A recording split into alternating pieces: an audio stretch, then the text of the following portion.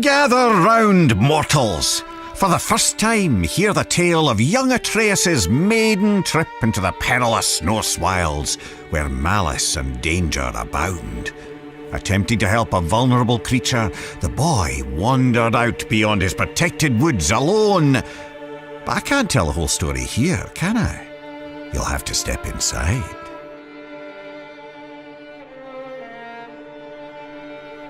Atreus awoke to find his father missing. Not that there was anything unusual about that. Tasked with retrieving their dinner, Kratos would often take leave on day-long hunts. Why it took all day, Atreus never fully understood, but he knew better than to ask. After a quick breakfast, the boy got up and headed outside to practice his archery. He drew his bow taut, let his deep breath loose, and released an arrow. It sailed far beyond his target, becoming just another stick in the woods. The boy sighed. He'd have to find it later, likely when he wasn't looking for it. Determined to hit the target this time, he grabbed another arrow and focused hard. He held the string till his arm burned and let it fly. A bullseye! Well, almost. Maybe if you looked at it from a certain angle. You know. His mother called, and though he wasn't quite done yet, Atreus put his arrows down and went inside. Every day she would teach him, mostly language and archery. Honestly, the kid was pure dead brilliant, reading and writing on his own already. Today she gave him a lesson he was especially excited about. The creatures of the Norse wilds. Berserkers, trolls, witches, and even the undead. After answering her son's many questions, Atreus' mother sent him back out. He fired a few arrows, missing with most of them. He wasn't a bad archer, really, but he wasn't easy on himself either.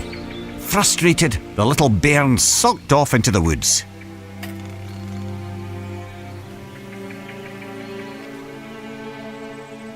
Don't sulk yourselves. Follow the boy to the next area.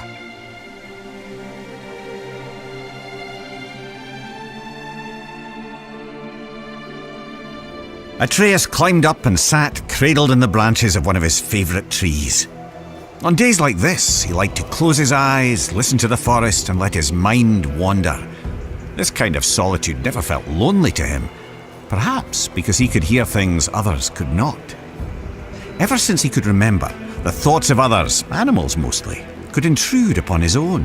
He couldn't much control it, and he didn't tell his mother or father of it, but it only added to the boy's absolute captivation with what adventure might lie past his all-too-familiar woods. As Atreus craned his head in an attempt to hear even farther, a desperate cry for help crept in at the edges of his mind. Not a whisper in his ears, but rather a shout inside his skull.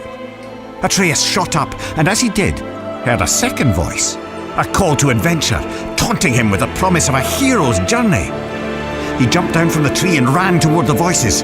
They grew louder and louder, overwhelming him to the point that he halted abruptly, stumbling as his inertia nearly overtook him. He hesitated there, knowing it would displease both his parents to venture further. In response, the voices only grew more urgent, demanding his attention.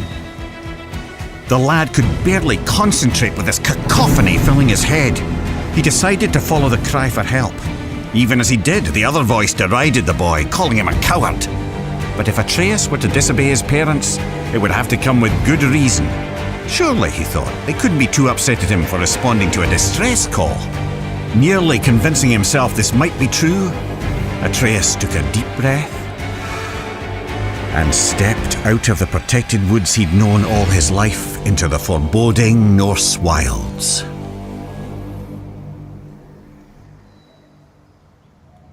Delve deeper into the woods. Unless, of course, you're too frightened.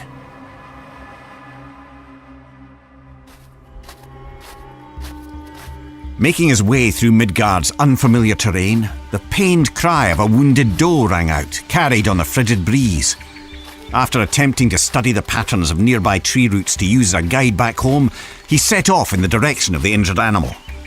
He imagined himself as the gods from his mother's stories, travelling to distant realms on the great tree Yggdrasil. He was brave Tyr, mapping the unknown for the good of all the realms. He was the mighty Ullr, on a hunt for honour and glory. He was lost, completely and hopelessly so. The woods now seemed to be a repeating maze of trees and jagged boulders. His growing panic was interrupted by sharp screams of agonizing pain. The wounded animal was near and in true peril. Forgetting his own dilemma, Atreus shot toward the cries of the beast. And there, in a clearing near a creek, he saw it. A wounded doe lay on the ground.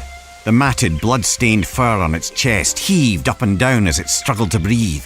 An arrow jutted out of its neck. But what hunter would seek an innocent doe and fail to finish it off? The animal looked Atreus straight in the eye.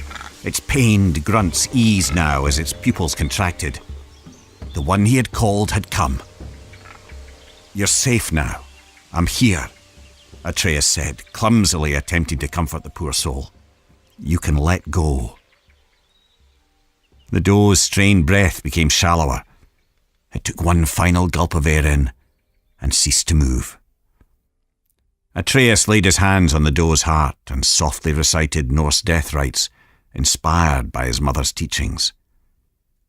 The boy sighed, and his eyes drifted upward. As they did, he noticed there was far too much blood on the ground for a simple arrow wound. The red stains in the snow trailed off into the deeper brush. Atreus jumped to his feet to follow it.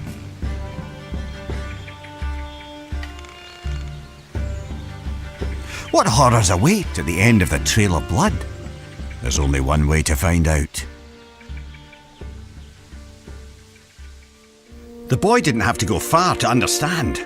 The trail of blood didn't belong to the doe, but to the hunter, who now lay in pieces at Atreus' feet. The boy's stomach rolled as he took in the scene. He held his breath, attempting to let the nausea pass. And that's when he heard something else. Something hidden by the dark forest, mere steps away and still breathing. He turned to see two creatures from his mother's stories. Heaving, vile, undead monsters of pure rage. Draugr. Atreus' eyes grew wide as they met the empty sockets where the Draugr's eyes were supposed to be. The larger one roared, then it charged. The boy went for his quiver. He found an arrow, but lost his footing. Crashing to the ground, the Draugr rushed ever closer. The larger one plucked Atreus from the ground. The monster bellowed, spraying rotten teeth and flaps of decaying gums. Its half-tongue flailed blindly like the death throes of a headless snake. It was disgusting. In desperation, Atreus stabbed out with his arrow again and again and again, and by pure chance he connected, striking the Draugr through a hole in its skull. The monster dropped him as he continued to scream and stab. The boy was lucky, but there was no time to celebrate. As the second Draugr raised his blade, Atreus shot an arrow. It exploded against the Draugr's sword, shattering it to pieces. Quicker than the boy could react, a shard of the blade sliced into his arm. He yelled out in torturous pain. But as the Draugr drew in for the final kill, Atreus wasn't afraid anymore. He was angry. The blinding pain turned to white-hot rage as his ears pounded. His vision glazed to pure red. As the creature bellowed with fury, so did Atreus. Two warriors with nothing left but anger and pain. The last thing the boy saw before the world went black was a ghostly white hand grabbing the Draugr by its throat. A small quiet question escaped Atreus' lips before he fell unconscious.